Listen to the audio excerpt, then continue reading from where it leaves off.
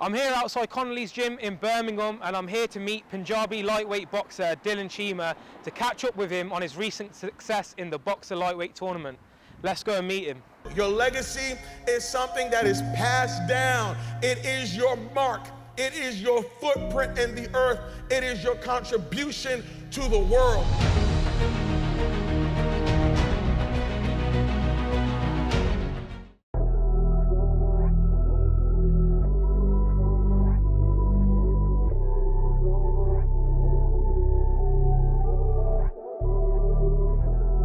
Right guys, I'm here with the main man Dylan. We've come to visit him at Connelly's gym here in Birmingham just to catch up with him after his success at the lightweight BOXXER tournament.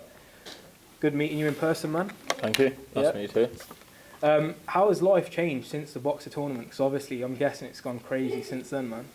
Nothing's massively changed. Like, yeah, social media's gone massive, Instagram, Twitter, like that's exploded, but day to day, like we're still in the gym training as we normally did. What we did before, what we did after, it's all the same. Like I've not changed as a person, I'm just still who I am. So yeah, like the attention and people picking you out on the street, you know, you go to family functions, everyone wants to speak to you and they've spoke to you before, like that sort of stuff changed, but it's just like taking it in my stride and just enjoying it for what it is, to be honest. How important is it for you to actually like get your culture out there? Because we've seen you come out with the dollies and stuff, Yeah. we've seen the flags. How important is that to you as a Punjabi up-and-coming fighter? Yeah, it's massive to me because, you know, no one's representing our culture on the big stage. You know, I'm the first one doing it on Sky Sports, and I'm the first one.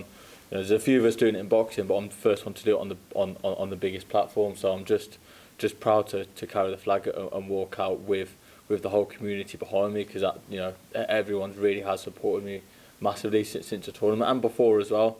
You know, it's been yeah, it's fantastic, and we're going to have some fun, and everyone's supporting me again in my next fight. Do you feel that brings any kind of added pressure for yourself, or do you kind of relish in that?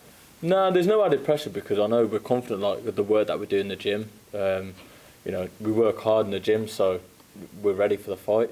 All the extra stuff, all the, you know, everyone says, oh, the big cameras are on you, you've got big following.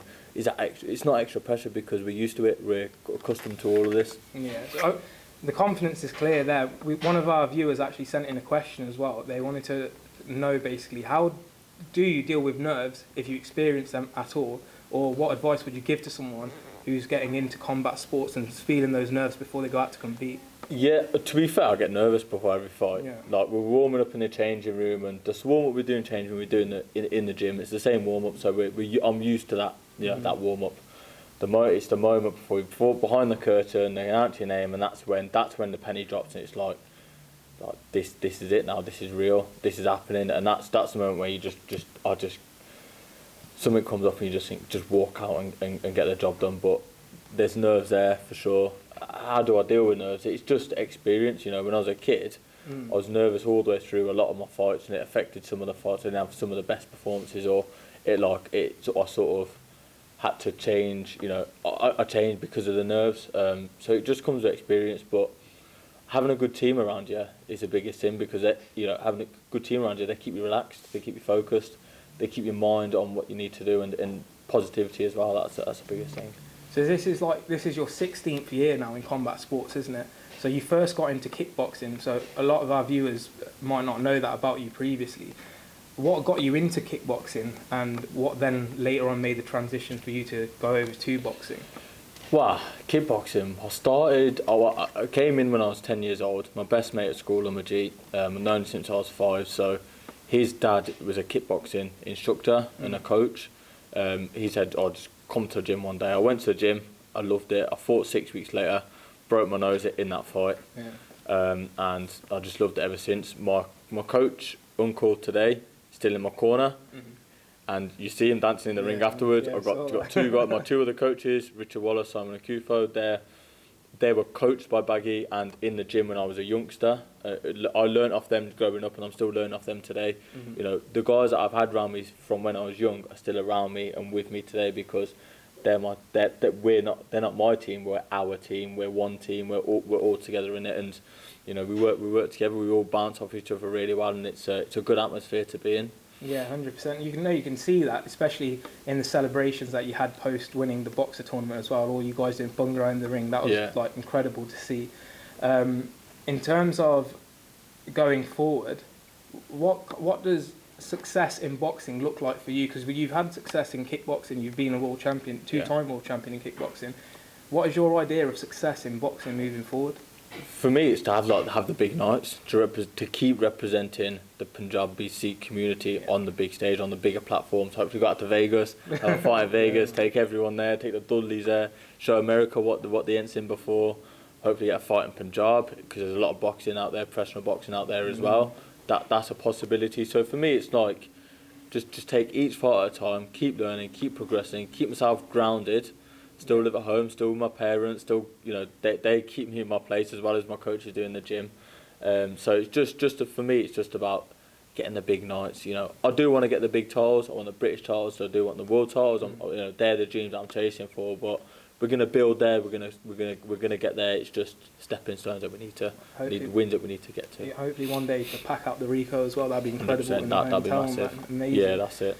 Coming on to that, because you said about being grounded, I think one thing that's really admirable about you, obviously there's loads of things, but one in particular is that you work and then you still fit in 2 sessions a day at the minute like you're doing.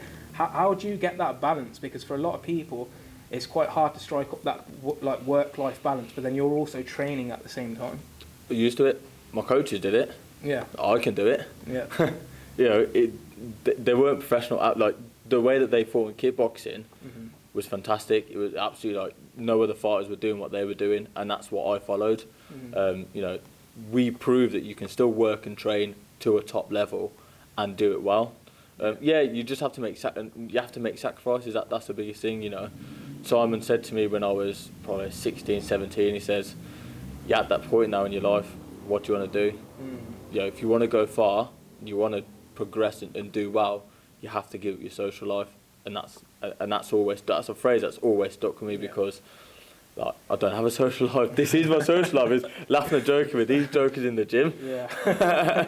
Literally, that's all we're doing. They're laughing at me now because I stood there to the side. So, yeah, that's what we are. That's it, man. In terms of obviously working as well, you also went to university. That's something a lot of people might not know as well.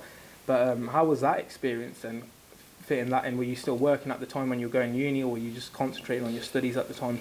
So I moved out. I went to Lancaster Uni. I moved out from home. I wanted to get my own peace and quiet. Obviously, I did live a little bit of that university life and went out a bit, but I still trained. I fell in love with amateur boxing and had a really good coach up there. So that was really good, because that kept me in the gym. And I had one amateur fight while I was up there. So that, you know, that still kept me focused. I became an amateur coach. I still worked part-time as a youth worker as well as doing my university studies. So again, it's just like working, training and university studying. That was all part of everything what I was doing. I'm accustomed to that busy life. I just love it. I just can't be at home, sat at home. When I'm at home, I'm asleep. Literally, I got home, I go to sleep. I wake up and I'm on the road for work, or I'm in the gym training. So you know, this is what we're used to. You see your stories and you're just constantly on the move, man. Like the amount of energy you have just to do one thing to the next thing to the next thing. But like you said, obviously it's like years and years of graft. It's almost a routine for you. Like you're used to it now. Yeah.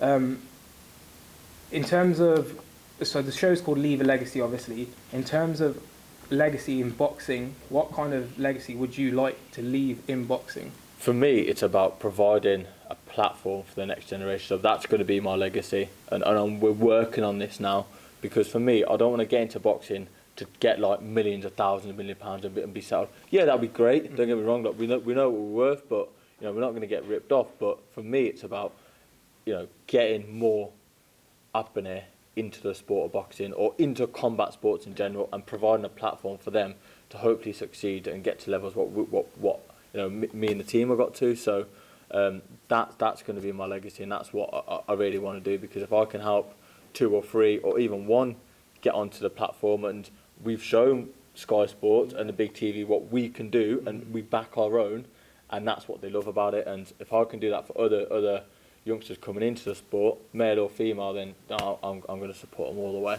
Yeah, mate.